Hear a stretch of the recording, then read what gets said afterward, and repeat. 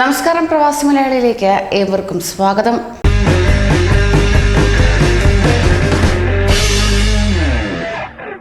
ചൈനയിലെ വുഹാനിൽ നിന്ന് പൊട്ടിപ്പുറപ്പെട്ട കൊറോണ വൈറസ് നമുക്കിടയിലും എത്തിച്ചേരുമോ എന്ന ആശങ്കയുണ്ടായിരുന്നു. ഇപ്പോഴത്തെ ചൈനയിൽ ആദ്യത്തെ കോവിഡ് കേസ് റിപ്പോർട്ട് ചെയ്ത് 3 മാസം പിന്നിടുമ്പോൾ ലോകത്താകമാനം കോവിഡ് ബാധിതരായി മരിച്ചവരുടെ എണ്ണം 21,180 കടന്നിരിക്കുന്നു. 24 മണിക്കൂറിൽ 2000 എന്ന കണക്കിലാണ് ലോകത്ത് മരണസംഖ്യ ഉയർന്നുകൊണ്ടിരിക്കുന്നത്. ഏറ്റവും കൂടുതൽ പേർ മരിച്ചത് ഇറ്റലിയിലാണ്, 7,503 പേർ. 24 മണിക്കൂറിൽ 683 എന്നതാണ് ഇറ്റലിയിലെ മരണനിരക്ക് രേഖപ്പെടുത്തുന്നത്. മരണനിരക്കിൽ ചൈനയെ മറികടന്ന് സ്പെയിൻ ഉയർന്നുകൊണ്ടിരിക്കുകയാണ്. ഇതുവരെ 3647 പേരാണ് സ്പെയിനിൽ മരിച്ചത് തന്നെ. ഇറാനിൽ മരണസംഖ്യ 2000 കവിഞ്ഞിരിക്കുകയാണ്. ഒറ്റ ദിവസം മാത്രം 143 പേരാണ് ഇറാനിൽ മരണപ്പെട്ടിരിക്കുന്നത്. നിലവിലെ കോവിഡിന്റെ പ്രഭവ കേന്ദ്രമായ ന്യൂയോർക്കിലെയും അമേരിക്കയിലെയും സ്ഥിതി കൂടുതൽ വഷളായിക്കൊണ്ടിരിക്കുകയാണ്. 24 മണിക്കൂറിനുള്ളിൽ പുതുതായി 10,000 കേസുകളാണ് ഇവിടെ റിപ്പോർട്ട് ചെയ്തിരിക്കുന്നത്. 60,900 പേർക്കാണ് അമേരിക്കയിൽ രോഗം സ്ഥിരീകരിച്ചിട്ടുള്ളത്. ഇതിൽ പകുതിയിലധികവും കേസുകൾ ന്യൂയോർക്കിൽ നിന്ന് മാത്രമായുള്ളതാണ്. ഫ്രാൻസ്, ബ്രിട്ടൻ എന്നീ രാജ്യങ്ങളിലും US-ലും സ്ഥിതി ആശാവഹമല്ല.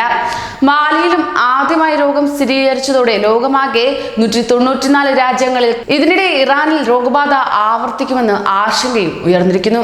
US-ൽ ന്യൂയോർക്കും കാലിഫോർണിയയും വാഷിംഗ്ടണും കടന്ന് ലൂസിയാനയിലും ആയോവയിലും രോഗം വ്യാപിച്ചു കഴിഞ്ഞു. ലൂസിയാന, ആയോവ ദുരന്ത മേഖലകളായി മാറിക്കഴിഞ്ഞു. വൻ ആഘോഷ പരിപാടികൾ നടന്ന ലൂസിയാനയിൽ 1388 പേർക്ക് രോഗബാധയും ഉണ്ടായി. വീടുകളിൽ കഴിയാൻ 18 സംസ്ഥാനങ്ങളിൽ നിർദ്ദേശവും നൽകിക്കഴിഞ്ഞു. അമേരിക്കയിൽ കോവിഡ് രോഗികളുടെ എണ്ണത്തിൽ വൻ വർധനയാണ് ഇതിനോടകം തന്നെ രേഖപ്പെടുത്തിയത്. ഇന്നലെ മാത്രം 11,192 പേർക്കാണ് രോഗം സ്ഥിരീകരിച്ചത്. US-ൽ സ്ഥിതി ഗുരുതരമെന്നാണ് ലഭ്യമാകുന്ന വിവരം. ആകെ രോഗികൾ 65,797 പേരാണ്. ന്യൂയോർക്കിൽ പട്ടാളവും ഇറങ്ങി. താൽക്കാലിക ആശുപത്രികളുടെ നിർമ്മാണത്തിനായി ന്യൂയോർക്ക് നഗരത്തിൽ സൈനിക വാഹനങ്ങൾ പ്രവേശിച്ചിരിക്കുകയാണ്. അമേരിക്കയിലുള്ള മലയാളി സമൂഹവും ഇതിനോടകം തന്നെ കടുത്ത ആശങ്കയിലാണ് തുടർന്നു പോരുന്നത്. US-ലും സ്പെയിനിലും അതിവേഗത്തിലാണ് രോഗം വ്യാപിക്കുന്നത്. ലോകത്താകെ കോവിഡ് ബാധിച്ചു മരിച്ചവരുടെ എണ്ണം 21,200 ഉയർന്നിരുന്നു. ലോകത്ത് കോവിഡ് രോഗികളുടെ എണ്ണം 4,68,095 കടന്നു. ഇറ്റലിയാണ് കൂടുതൽ മരണം. സ്പെയിനിൽ ചൈനയേക്കാൾ ജീവഹാനി ഉണ്ടായി. മൂന്നാമത് ചൈന 3,287 രോഗികളുടെ എണ്ണത്തിൽ 3-ാം സ്ഥാനത്താണ് US എത്തിപ്പെട്ടിരിക്കുന്നത്. അങ്ങനെ ദേശവ്യാപകമായ ലോക്ക്ഡൌൺ ഉടൻ നടപ്പാക്കണമെന്ന് ന്യൂയോർക്ക് ടൈംസ് ആവശ്യപ്പെടുകയും ചെയ്തു. ചികിത്സാ രംഗത്തെ വിദഗ്ധരും ഈ ആവശ്യം ഉന്നയിച്ചിരുന്നു. എന്നാൽ പ്രസിഡന്റ് ഡൊണാൾഡ് ട്രംപ് ഇതിന് സന്നദ്ധനായിട്ടുമില്ല. എന്നാൽ ചൈനയുടെ സ്ഥിതി ഏതാണ്ട് നിയന്ത്രണ വിധേയമായിരിക്കുകയാണ്. ആകെ 81,06,661 കേസുകൾ സ്ഥിരീകരിച്ചതിൽ 7 ലക്ഷം പേരുടെയും രോഗം ഭേദമായി. 3,285 ചൈനയിലെ മരണസംഖ്യ.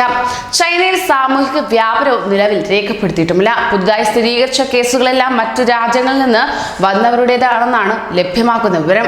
1 ലക്ഷം പേരിലേക്ക് രോഗം വ്യാപിക്കാൻ 3 മാസം എടുത്തെങ്കിൽ പിന്നീട് 12 ദിവസം കൊണ്ടാണ് അടുത്ത 1 ലക്ഷം പേരിലേക്ക് രോഗം വ്യാപിച്ച് 3 ലക്ഷത്തിലെത്തിയതെന്ന് ലോകാരോഗ്യ സംഘടന പറയുന്നു. ലോകം യുദ്ധസമാനമായ സാഹചര്യത്തിലേക്ക് നീങ്ങുന്നതോടെ രാജ്യങ്ങളെല്ലാം നിയന്ത്രണങ്ങൾ കർശനമാക്കി മുന്നേറിക്കൊണ്ടിരിക്കുകയാണ്. കൂടുതൽ പ്രവാസി വാർത്തകൾക്കായി ഈ ചാനൽ സബ്സ്ക്രൈബ് ചെയ്യൂ.